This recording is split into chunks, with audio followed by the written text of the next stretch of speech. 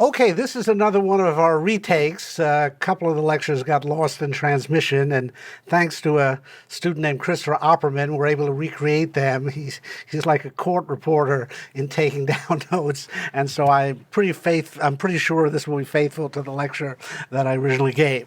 So, last time we began to see how un-Roman the Rome of Julius Caesar is. That may sound strange at first, but we're talking about un-Roman in the terms of the Republic.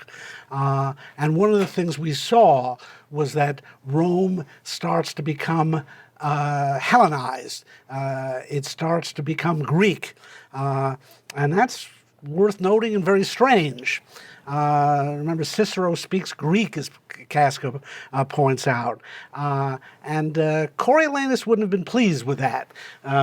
We can go back to Coriolanus to see that. This is from Act 3, Scene 1. It's page 71 in the Signet edition. It's when Coriolanus is fighting with the tribunes. And he says of them, they choose, this is about line 104 in Act 3, Scene 1, they choose their magistrate, and such a one as he who puts his shall, his popular shall, against a graver bench than ever frowned in Greece.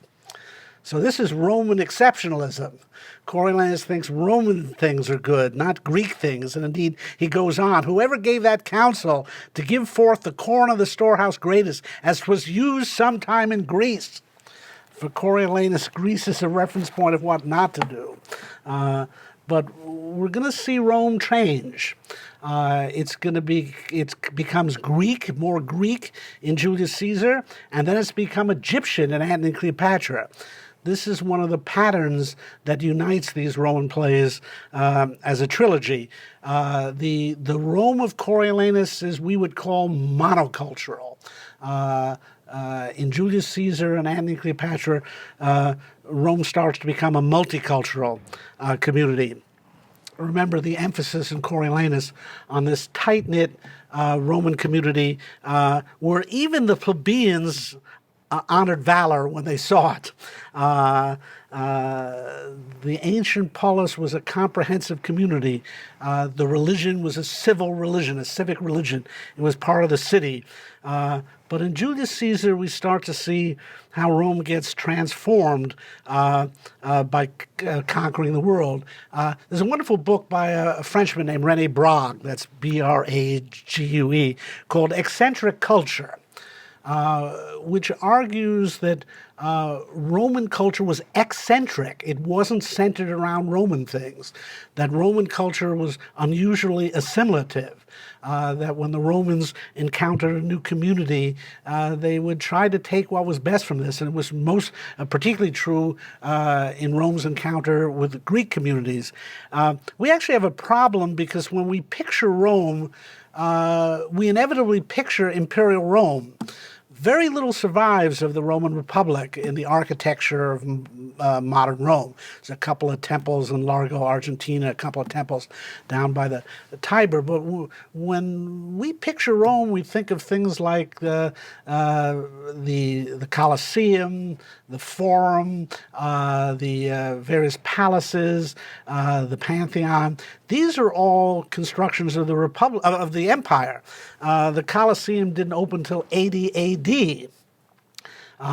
That's more than 100 years after the events of Julius Caesar. So when we picture Rome, we think of something that was already heavily Hellenized, where the architecture was very influenced by the Greeks. But that was not true for much of the Republican history, and many of the Republican Romes were very suspicious of the Greeks. This is a passage from Cato the Elder, who lived from 234 BC to 149 BC, and it's from a book, Maxims addressed to his son. He says, in due course, my son Marcus, I shall explain what I found out in Athens about the Greeks and demonstrate what advantage there may be in looking into their writings while not taking them too seriously. They are a worthless and unruly tribe. Take this as a prophecy. When those folks give us their writings, they will corrupt everything. That was a widespread Roman patrician attitude towards the Greeks throughout the history of the Republic. I think we can sense that Coriolanus shared it. And we do see in Julius Caesar the way Greek things, the influence especially of Greek philosophy, have changed matters. In Rome, we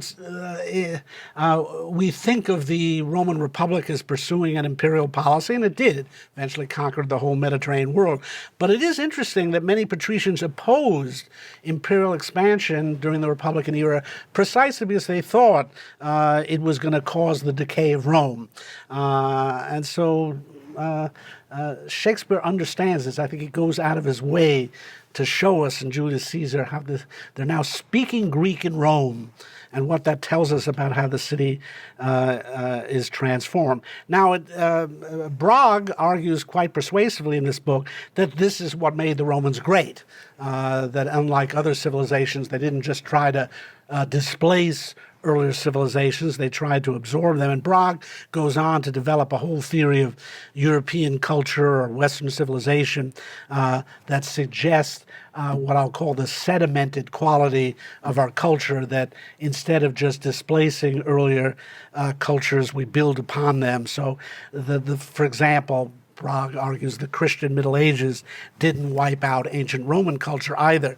And in many ways, one could say of our modern Western civilization that it is a secularization of the Christian adaptation of the Roman interpretation of an original Greek culture. It does suggest why our culture is so complex and multi-level. Just to summarize what we saw last time, the question was whether the Rome of Julius Caesar is different from the Rome of Coriolanus, and the answer was yes. Different in many, many ways. The plebeians are now in the shoe business.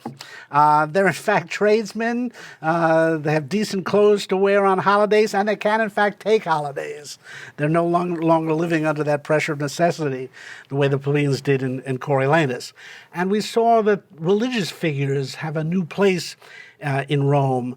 In Coriolanus, religion was completely absorbed into the city. Now we've got soothsayers in Julius Caesar, various visionaries and dreamers who now start to open up a dimension of life that goes beyond the borders of the polis. And of course, that's related to what we talked about last time, the new presence of Greek philosophy in Rome. Stoics, Epicureans, Cynics, academic skeptics, all these versions of philosophy, which together all raise doubts about political life. And suggests there may be other pursuits that are higher and superior to politics. It's interesting that in Plutarch's life of Brutus, he talks about philosophy a lot. He does not identify Brutus as a Stoic. That's something Shakespeare seems to add on his own. But we can see from Plutarch that Shakespeare is right, that kind of new interest in philosophy was spreading in Rome. Again, by mixing up the Republic and Empire, we get a little confused about this. Marcus Aurelius, a Roman emperor, was a Stoic philosopher. We often talk about Roman Stoicism. We accept Stoicism as a Roman characteristic. Some people mistakenly refer to Republican Romans as Stoics. But again, Stoicism is a Greek philosophy. It's rather late in the history of Greek philosophy, and it certainly begins to prevail rather late in Rome towards the end of the Republic and largely in the Empire. So there are a lot of ways in which the Empire was un-Roman if your standard of Romanness is the Republic. And I think that is Shakespeare's standard here. And again, you just have to imagine what Coriolanus would have thought about a Stoic or an Epicurean. Those are not Republican men with martial virtue.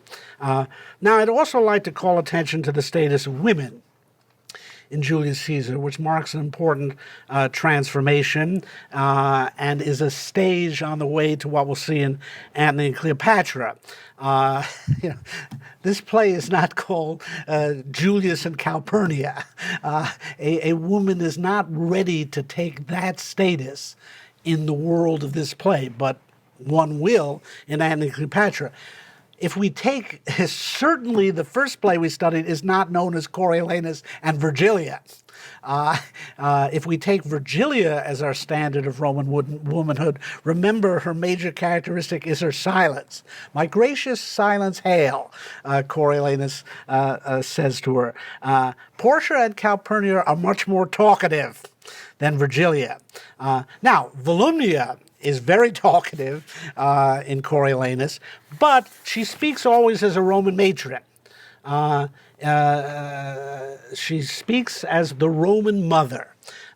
Indeed, she is able to talk Coriolanus out of destroying Rome by reminding him of his Roman roots. She calls him again and again to his Roman duty, both early in the play and especially at the end. But something's changing in Julius Caesar. We start to get women discouraging their husbands from their public roles, or at least calling them into question. In Portia's case, she claims to be of heroic stock. She's Cato's daughter, but notice how she describes her role. It's on page 36, Act 2, Scene 1, about line 285. She says to Brutus, when she notices something's wrong with him and he doesn't seem to be sharing what's bothering him with her, "Dwell I but in the suburbs of your good pleasure. If it be no more, Portia is Brutus's harlot, not his wife." She's upset to be in the suburbs, not in the city, not in the center of Brutus's life. Virgilia was content to stay at home in the Rome of Coriolanus and let her husband do his job.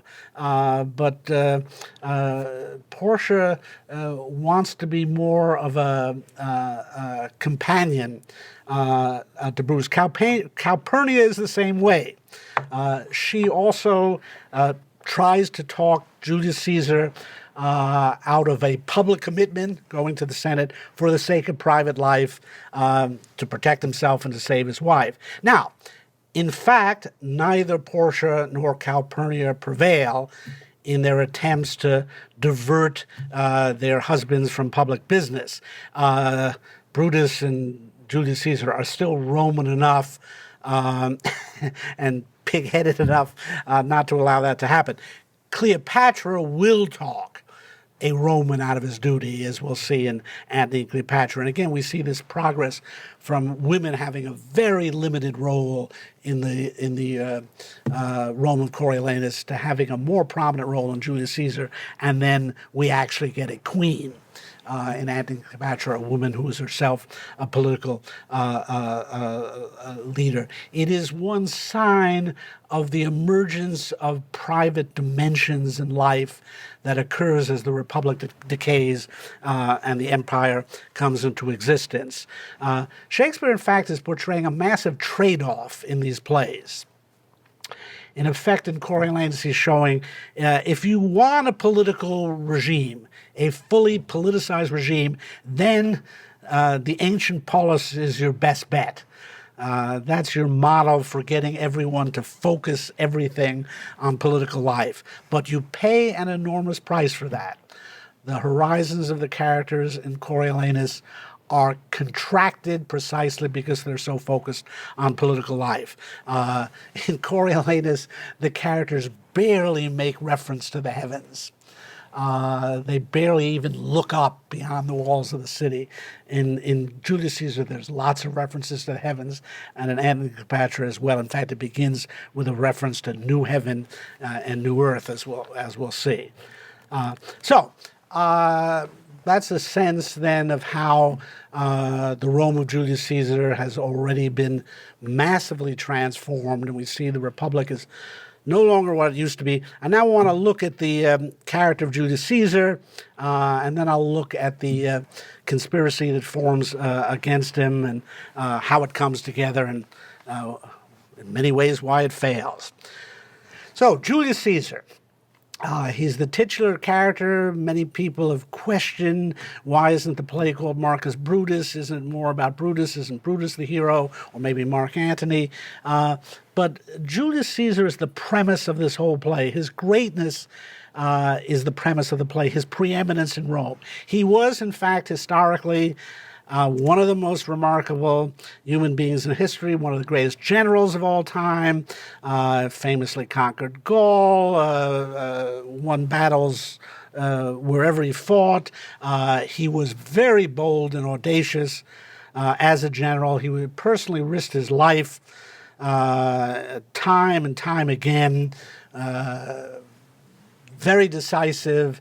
We still have the proverbial term crossing the Rubicon of Caesar. The Rubicon was a river, and it was sort of set the limit for the district of Rome, and a Roman general was not allowed to lead his army beyond this river. That was to prevent generals from using their armies to take over Rome. Well, Caesar went ahead and crossed the Rubicon and effectively chased Pompey out of Rome and eventually made himself master of Rome. Now, his portrayal, though, is ambiguous. Shakespeare shows a heroic figure, but he also shows him with limitations. If you turn to page 13, which would be Act 1, Scene 2, about line 210, this is after Caesar has been talking about Cassius with Antony. He says, therefore are they very dangerous. I rather tell thee what is to be feared than what I fear, for always I am Caesar. Come on my right hand, for this ear is deaf. Now, I'll just give you a word of warning for the future. If you run into anyone who refers to himself in the third person, watch out. This is always dangerous. Here, so many of our athletes and entertainers do this today. Anyway, you see here Caesar's courage. This is something to be feared, but I don't personally fear it. But then that marvelous touch, come on my right hand, for this ear is deaf. He's this great man, but he has this physical limitation. In some ways, it undercuts the image of him. On the other hand, we do get the sense that this is a man who triumphs over his physical limitations. And he's all the greater because he isn't limited by the problems with his body. We later learn actually maybe it's earlier on page 10, when Cassius says of him, this is Act 1, Scene 2, about line 119, he had a fever when he was in Spain, and when the fit was on him, I did mark how he did shake. 'Tis true, this God did shake. So the Romans, like Cassius, are aware of this contradiction in Caesar. He's trying to assume the status of a god in the city, and yet he has these physical limitations. Part of it is that Shakespeare presents Caesar as a great actor. He's able to play the part of a great man. Remember, Casca talks about how the tag-rag people clap and hiss him, the way they do the players in the theater. And that was one of Caesar's advances beyond Coriolanus. Coriolanus, who couldn't play a part.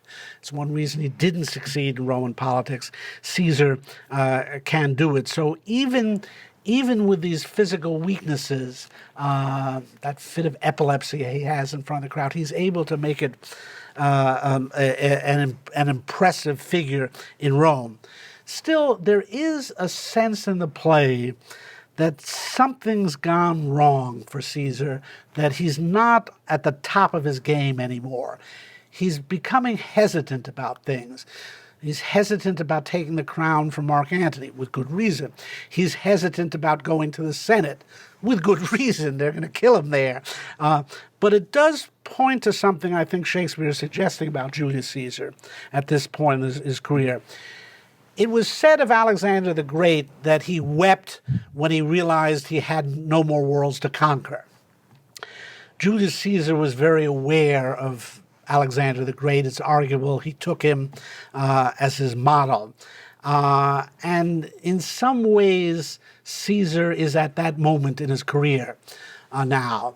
He's done about all he can do. He's conquered all of Rome's enemies. He's conquered all the other Roman generals and their armies, especially Pompey the Great.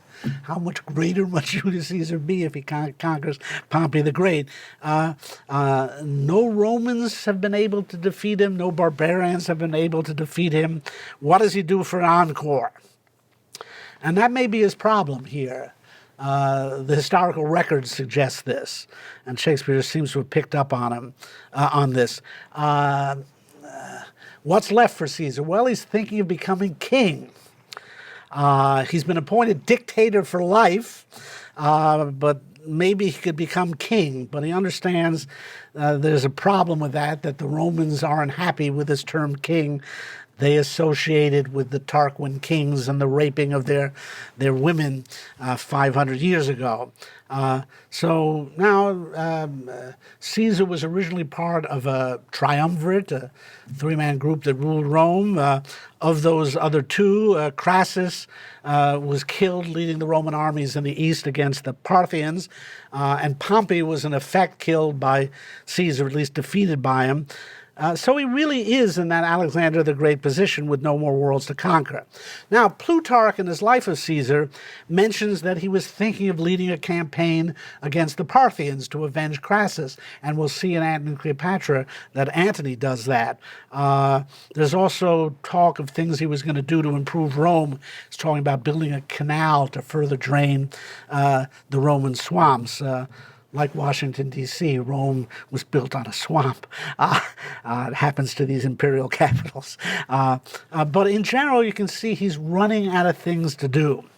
And maybe he doesn't, for the first time in his life, he doesn't know what step to take next.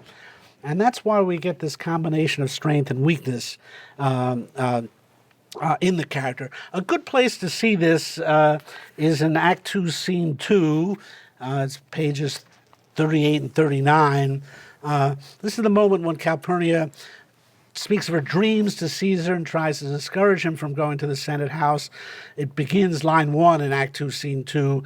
Caesar saying, "Nor heaven nor earth hath been at peace tonight. Thrice hath Calpurnia in her sleep cried out, Help ho, they murder Caesar." This is the kind of reference to what's going on in the heavens that we now find in Rome that we didn't find in Julius Caesar. Caesar goes ahead, therefore, and summons the Roman priests to learn something about his future. He wants to know what the omens say about his going to the Senate. Now, remember, we did not see this in Coriolanus. In fact, Shakespeare deliberately omitted references in Plutarch's Life of Coriolanus to heavenly visions some characters had, to the priests, to the soothsayers. Shakespeare wants to show the Rome of Coriolanus really confined to the rises of the city. But now we see characters who are looking to soothsayers, to omens. They're uncertain about their future. They're worrying about the future. They don't have that Republican self-confidence that the characters in Coriolanus do, where basically their attitude is the gods help those who help themselves. Instead, there's a great deal of fatalism now. We see that on page 39 when Caesar says, line 26, what can be avoided whose end is purposed by the mighty gods? We'll see increasing fatalism in this play, and especially in Antony and Cleopatra. So Caesar summons the augurs. Now here I have the sad duty of informing you of Shakespeare, one of Shakespeare's few mistakes.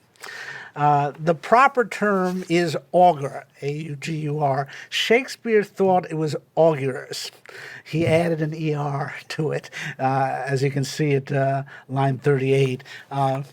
I call your attention to this one mistake, really to point out how few mistakes Shakespeare makes about ancient Rome.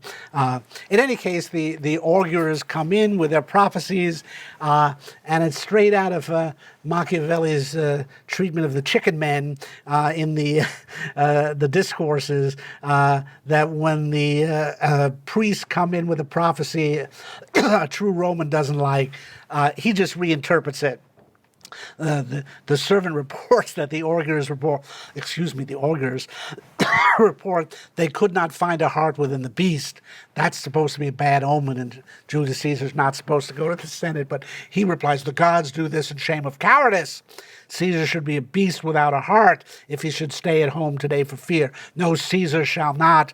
Danger knows full well that Caesar is more dangerous than he. And here he is again playing the part of the heroic Roman here. And indeed, then Cassius Brutus comes in, confronted with the horrible dream of Caesar's statue spouting blood. This is on page 41. So Act 2, Scene 2, about line 83. Decius says, this dream is all a misinterpreted. And he comes up with a interpretation of the dream that it shows Caesar's the benefactor. The Roman citizens show he should go to the Senate. And again, this is fairly typical of the old Republican principle, is you do what you want to do and what's politically necessary, and you interpret the omens to fit in with what you believe they should say. So we do see then that Caesar actually does play the heroic role and goes ahead to the Senate, where he's murdered. So let's turn now to that conspiracy and why these noble Romans feel it necessary to murder Julius Caesar. In Act 1, Scene 2, we get a really good sense of that in Cassius's attempt to persuade Brutus to join the conspiracy. We see, above all, this Republican sense that the patricians have, that they're all equals, that no one patrician is better than the others. And this is an effort to revive that old Republican spirit. This is a very spirit why for centuries the Republic always had two real consuls. You didn't want the city ruled by one man. And so we see this on page 10, Act 1, Scene 2, where Cassius said, I as lief not be as live to be in awe of such a thing as I myself. I was born free as Caesar, so were you. We both have fed as well, and we can both endure the winter's cold as well as he. Here's this idea, all patricians are born free. They're not meant to be ruled by another human being, and indeed, their bodies are no different from Caesar's. He isn't of some higher level, that his body is above human limitations. And Cassius stresses this. He talks about the time he had to rescue Caesar from the river. Historically, Caesar was a good swimmer, but Cassius denies it here. And he talks about that fever and how this god did shake. Caesar really had almost attained the status of a god at this point in Rome. In fact, after his death, the Senate enrolled him among the gods and built a temple to the divine Julius, which you can still see in the Forum today. And Cassius, this is what frustrates Cassius. How did this man become a god? This god did shake. I've seen him. He's just a human being.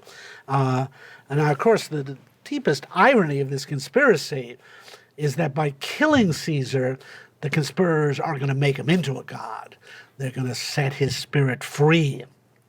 And indeed, he did become a god after his death. Now, this whole attitude of Cassius culminates on page 11, famous speech at line 135. Why, man, he doth bestride the narrow world like a colossus, and we petty men walk under his huge legs and peep about to find ourselves dishonorable graves. Men at some time are masters of their fate. The fault, dear Brutus, is not in our stars, but in ourselves, that we are underlings. So here's that sense. There's not one man who's like a giant statue that towers over us. And above all, we get here the issue of human agency. which I've been stressing in these plays. The fault of Brutus is not in our stars, but in ourselves. Here, he's rejecting these new notions of fatality and suggesting, what happens is up to us, and we can stop this guy from ruling Rome. That's the old Republican view here. It's certainly the way Coriolanus viewed the world, that what he did was up to him, and he never made excuses for himself. And Cassius thinks that way too. The great claim of the Republic, at least among the patricians, is that we're all citizens. And even the plebeians, they certainly weren't equal, but they still had a role to play in the regime. But increasingly, we're seeing the Romans turn from citizens into subjects. That's what Cassius is objecting to. Bottom of page 11, still in Act 1, Scene 2, about 950. Age, thou art shamed. Rome, thou hast lost the breed of noble broods. When went there by an age since the great flood, but was famed with more than with one man? When could they say till now that talked of Rome, that her wide walks encompass but one man? Now is it Rome indeed, and room enough, when there is in it but one only man. Oh, you and I have heard our father say, there was a Brutus once that would have brooked the eternal devil to keep his state in Rome as easily as a king. And here Cassius is appealing to Brutus by referring to his famous ancestor, Lucius Julius Brutus, who was one of the Romans who expelled the Tarquin kings and, in effect, founded the Republic. Now, I've been talking about this. This has been a threat for the Roman Republic all along. One man emerging as the sole ruler in the city. Coriolanus almost did it. If he'd been nicer to the plebeians, it might have happened in his day. But now it's happened because of Julius Caesar's political genius. And the other patricians are not happy with this. They feel they want the old Republican situation restored, where a patrician can aspire to be consul and run the city. Now, again, Julius Caesar has done a remarkable job. He's gotten the plebeians to look up to him as a kind of god. They were willing to do it with Coriolanus. If he hadn't rejected them so forcefully, they might have made him the leader of the city. But Coriolanus, remember, couldn't do it. He wouldn't bear his wounds in front of the plebeians. He was too ashamed to do that. There's a sense in which Julius Caesar is shameless.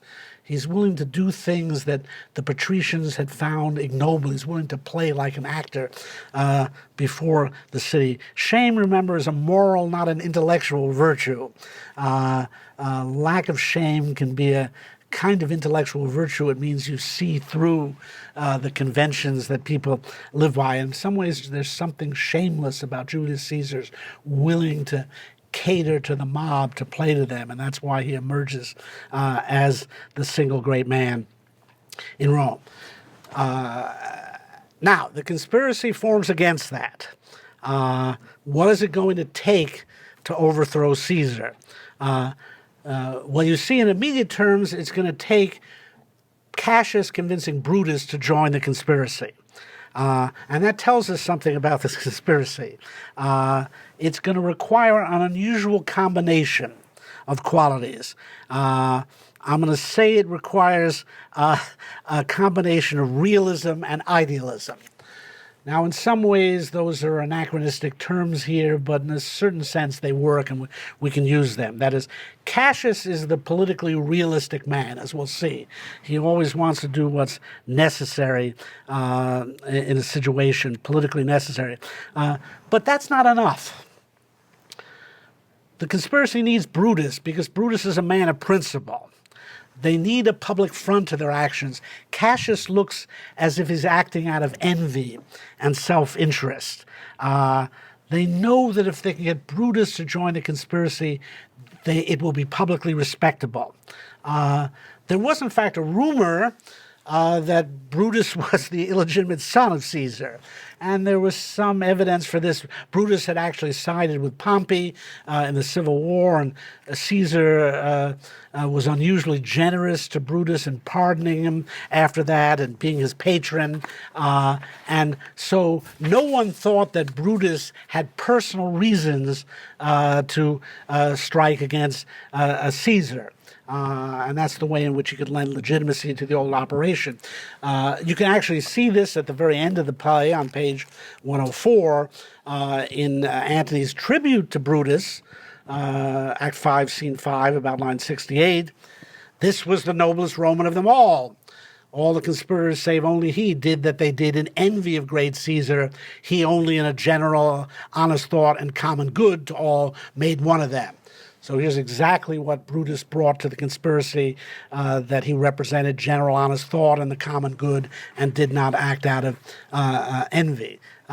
So it's very important for Cassius to get Brutus to join the conspiracy, but it creates a lot of problems because Brutus, it turns out, makes every mistake that the conspiracy makes. Time and again, Cassius proposes something, and he's probably right, and Brutus negates it, and he turns out to be wrong. This starts on page 29, so Act 2, Scene 1. Almost the first thing Cassius argues is, this is Act 2, Scene 1, about line 111, let us swear our resolution, no, not an oath, says Brutus. This is a complicated point, but you can say that Romans never broke their oaths. It probably was a good idea to take an oath, but Brutus's attitude is, I'm above that. We're all above that. We don't need to take oaths here. Again, I'm not sure that's a particularly important point, but the first really important point is the issue of Cicero. Cassius thinks they need Cicero to join the conspiracy. This is page 30, Act 2, Scene 1, about line 141. But what of Cicero, Cassius says? Shall we sound him? I think he will stand very strong with us. And Cass adds, let us not leave him out. And Cinna says, no, by no means. And Metellus says, oh, let us have him, for his silver hairs will purchase us a good opinion, and by men's voices to commend our deeds. It shall be said, his judgment ruled our hands. Our use and wildness shall no whit appear, but all be buried in his gravity. And Brutus then turns around and says, oh, name him not. Let us not break with him, for he will never follow anything that other men begin. Now, this is a very interesting moment here.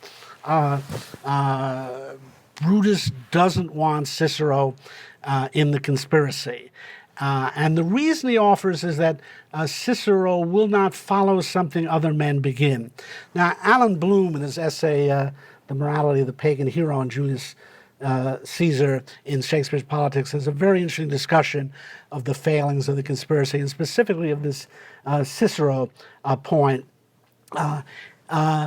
If Brutus doesn't like the fact that Cicero won't follow what other men begin, he's effectively saying, well, Cicero would want to be the leader of the conspiracy, and I, Brutus, am the leader of the conspiracy. And so I don't want anyone else to displace that part. And as we begin to see that maybe there is a form of self-interest in Brutus, he at least wants to be the leader of the conspiracy. Now, it's interesting that Plutarch gives a different reason here. If you've got the signet, it's on page 115 in the excerpts from the parallel lives there. For this cause, they durst not acquaint Cicero with their conspiracy, although he was a man whom they loved dearly and trusted best, for they were afraid that he, being a coward by nature, and age also having increased his fear, he would quite turn and alter their purpose and quench the heat of their enterprise. In other words, in Plutarch, it's quite clear they think Cicero is a coward and he won't go along with the conspiracy. Shakespeare easily could have offered that reasoning here, but he does not. And as Bloom points out, that seems to be an effort to characterize Brutus here. That in Brutus's view, I'm the leader. As he likes to put it, it's my way or the Appian way. And And the conspirators unfortunately go along with him. He claims to be in the right every time, but in fact he's in the wrong every time. It was probably a major mistake not to include Cicero in the conspiracy.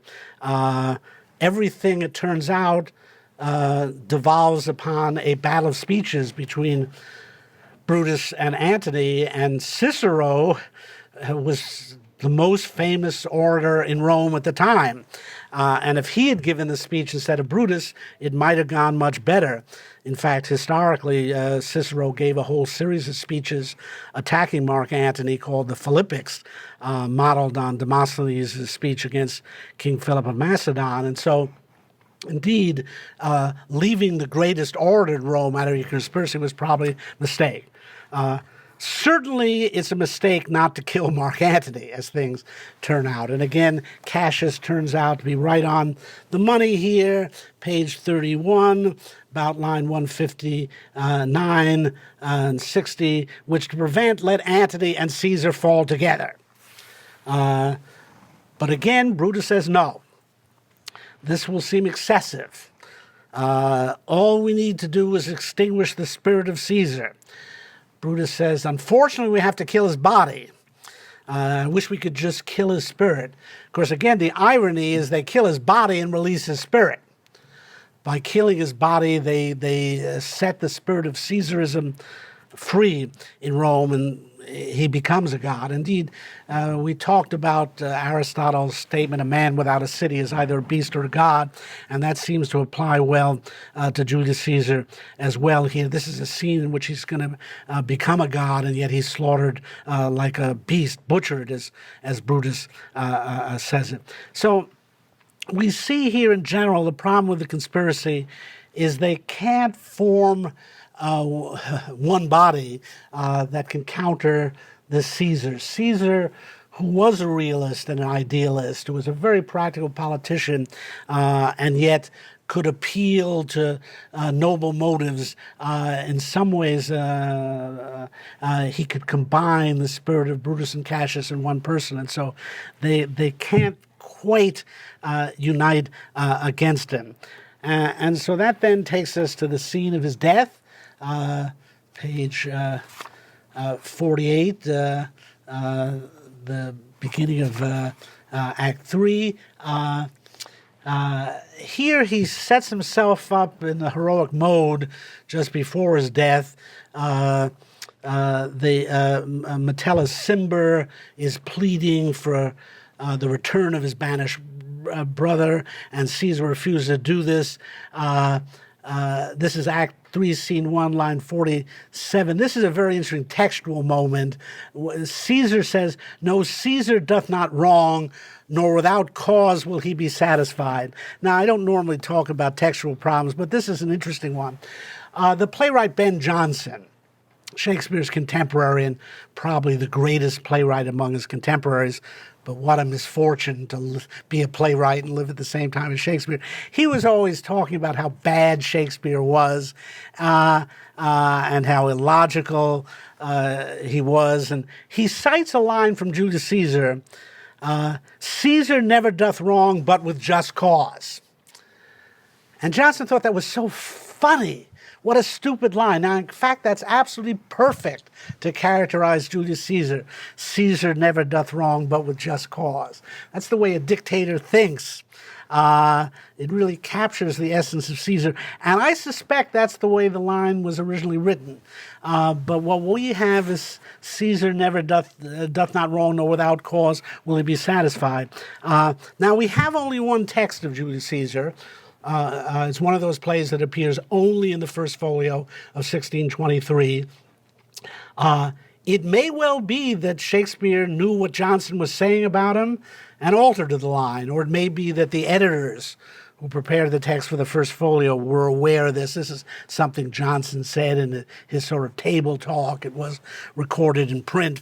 And maybe the editors felt, we got to correct Bill's mistake, that one mistake Ben Jonson caught him in. It's sad because I'd actually amend it to go back to the way Johnson phrased it, because it's such a perfect line. In any case, I just mentioned it's one of the few cases where we have some sense of contemporary disputes about Shakespeare's text.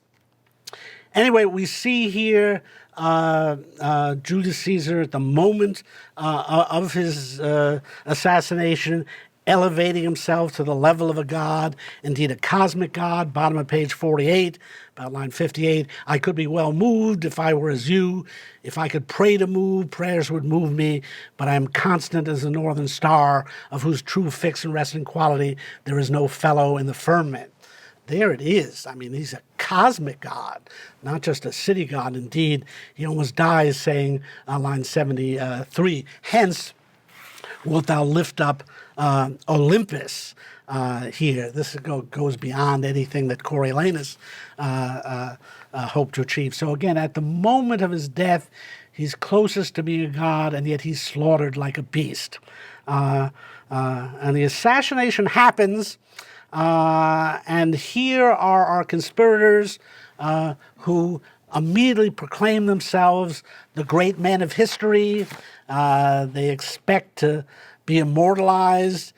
Page 51, Act 3, Scene 1, line 111, how many ages hence shall this all lofty scene be acted over in states unborn and accents yet unknown. And this is a very important issue that the play raises. Julius Caesar specifically, and the Roman plays as a whole.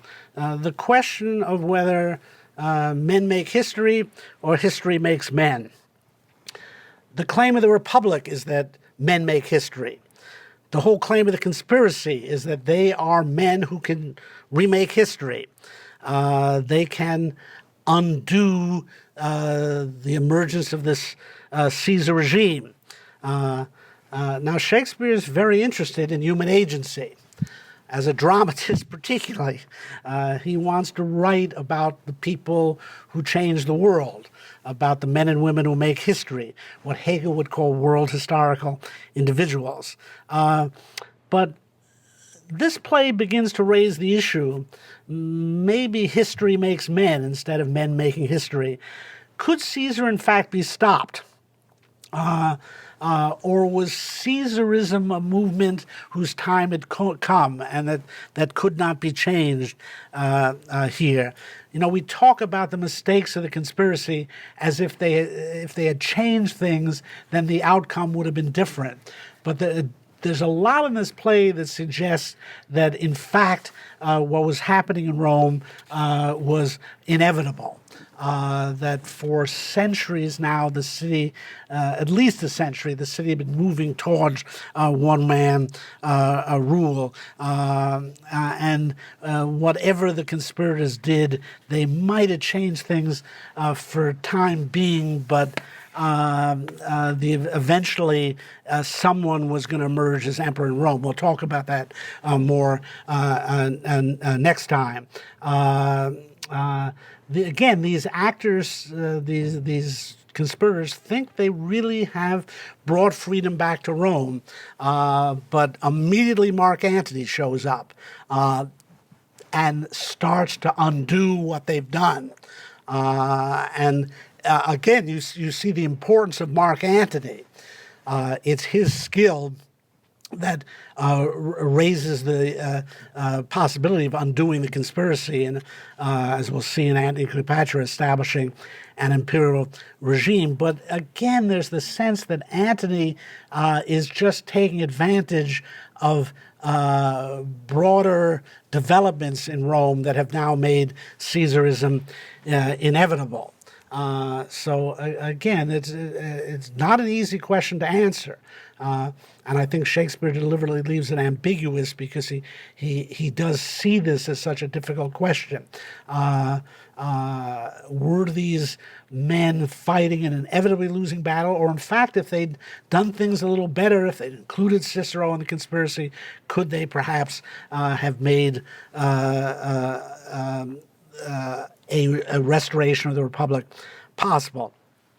Now, let me say something about the character of Antony here. We'll obviously talk about him more next time, and also when we talk about Antony and Cleopatra. But there is an interesting issue here of the consistency of the character of Mark Antony. I am claiming that these three plays form a trilogy, therefore that in the broad sense they are consistent. Many people have talked about the inconsistency in Antony's character, that the Antony of Julius Caesar is very different from the Antony of Antony and Cleopatra. The basic point would be efficacy versus inefficacy. That is, the Antony of Julius Caesar is very effective politically. As we're starting to see, and as we will see, he manages to defeat the conspirators. In Antony and Cleopatra, he looks rather feckless.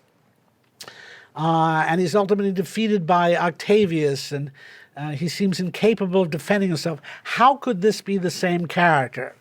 Well, in fact, though, there's an awful lot of what we see in the Mark Antony of Antony and Cleopatra already in the Mark Antony of Julius Caesar. Above all, he's already a playboy. I mean, when people talk about his inefficacy in Antony and Cleopatra, it's because he's given up his political standing and role in Rome for the sake of this woman he's in love with. But we already see he's a kind of playboy in Julius Caesar. If you go to page 13, which is Act 1, Scene 2, this is when Caesar is talking about Cassius and why Cassius is so dangerous. He says, this is Act 1, Scene 2, about line 203, he loves no plays as thou dost, Antony. He hears no music. And this whole speech about fat men versus lean men, and Cassius is dangerous. He's so political.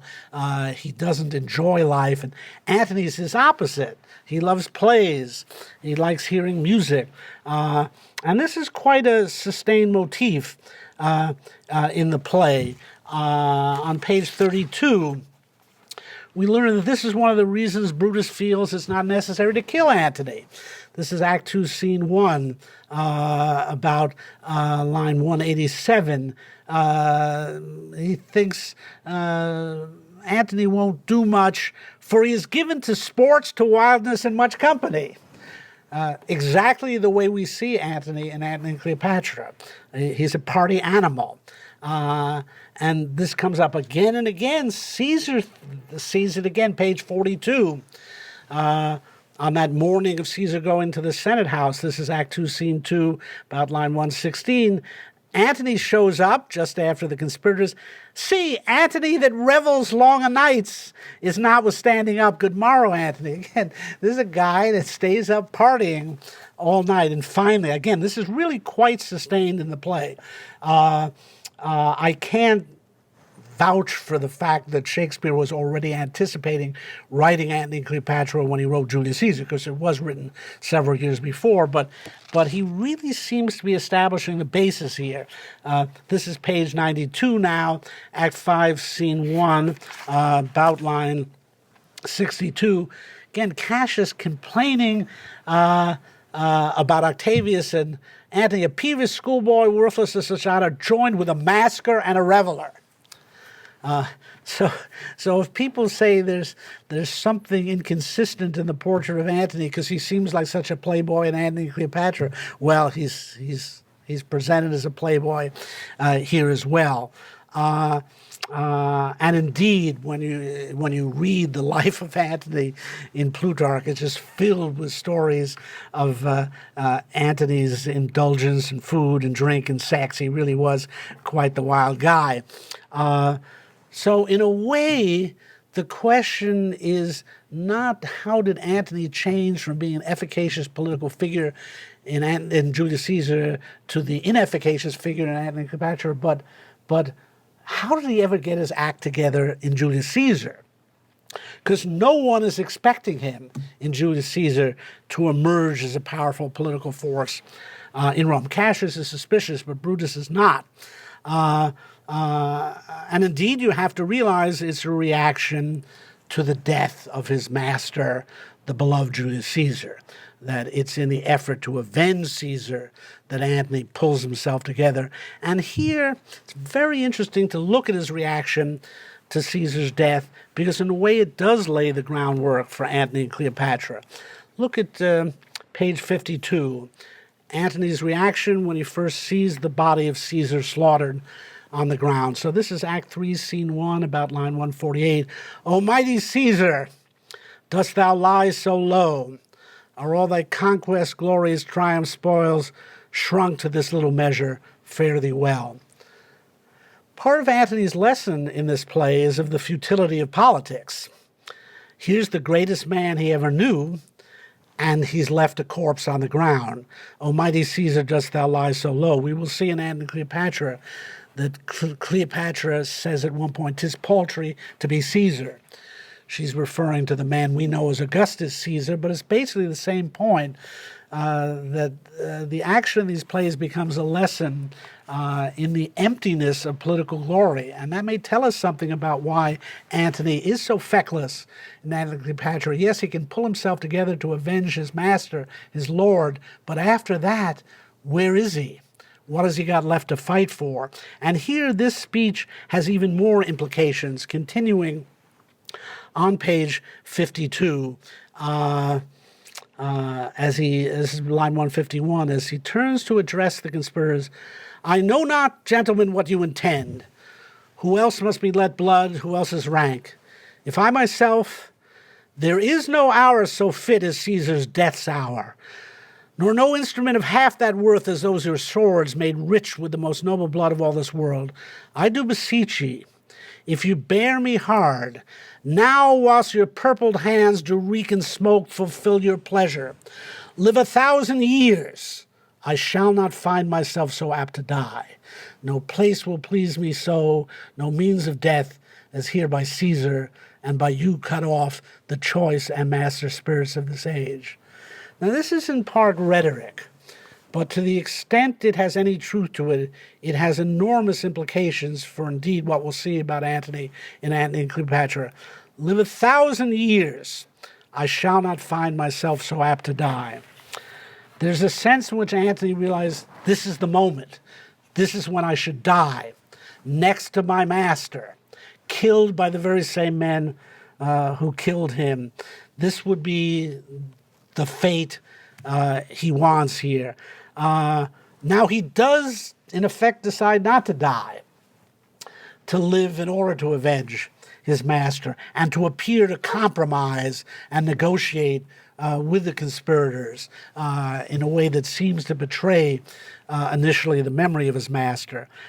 He knows he's got to do that, and yet I think there's a real truth here that he's lost his chance to die nobly.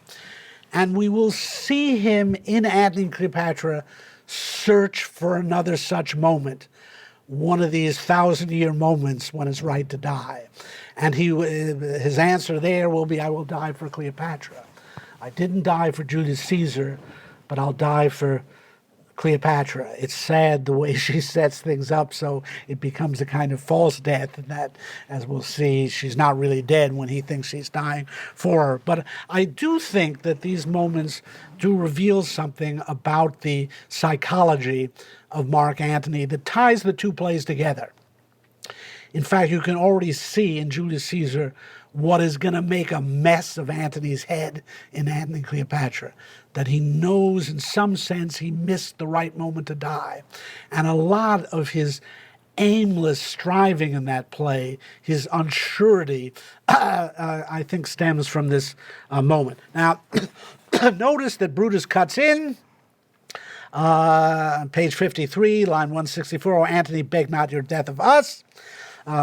He says, "We receive you in with all kind love, good thoughts, and reverence." He wants to treat him nobly. Of course, Cassius then ever the political realist says, this is line 177, your voice shall be as strong as any man's in the disposing of new dignity.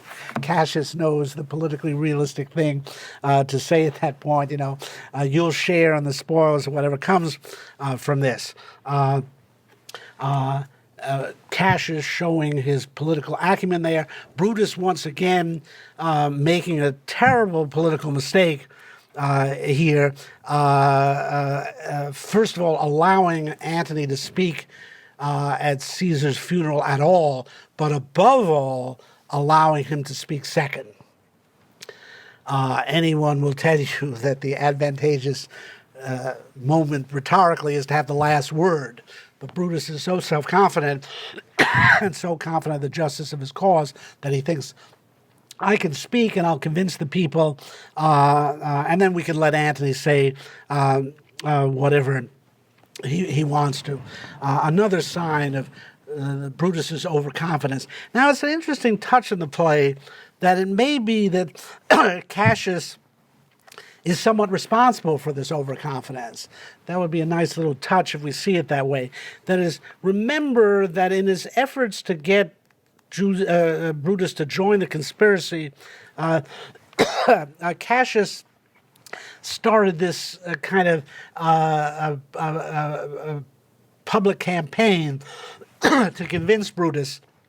It's on page 17, the end of Act 1, Scene 2, line 315.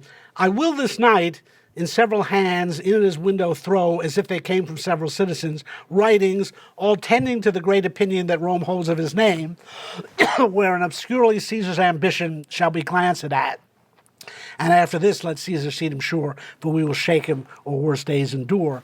So this campaign of convincing Brutus that the Roman people love him and respect him and want him to take action against Caesar, yeah, that works. It convinces Brutus that everyone thinks very highly of him in Rome and that he was right to kill Caesar. And indeed, we see that just a little later, page 20, when, it's page 27, when this is Act 2, Scene 1. He's reading these notes that have supposed to have been left for them. Brutus, thou sleeps, awake and see thyself, speak, strike, redress. And Brutus says, such instigations have been often dropped where I have took them up. Shall Rome, etc., thus must I piece it out. Shall Rome stand under one man's awe? What Rome my ancestors did from the streets of Rome, the Tarquin drive, and when he was called a king, speak, strike, redress. So there it is. He becomes very confident of his situation in Rome. So maybe, his decision to let Antony speak second is a mistake that Cassius, in effect, encouraged. And we end on a kind of ominous note in this scene. This is page 55, line 235, so Act 3, Scene 1, line 235, when Brutus is saying, but by your pardon, I will myself into the pulpit first and show the reason of our Caesar's death. And we'll see next time that, indeed, Brutus's emphasis will be on reason. Antony's emphasis is on passion, and in rhetoric, passion will trump reason. But notice that Brutus speaks of our Caesar's death.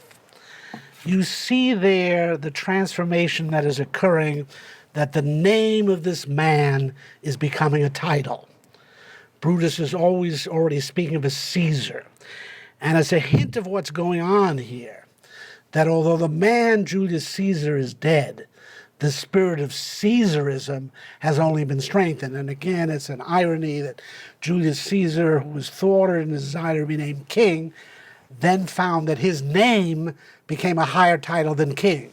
This name Caesar, which means emperor, which in German became Kaiser, which in Russian became Tsar. This man's name became a title, and we see it happening here.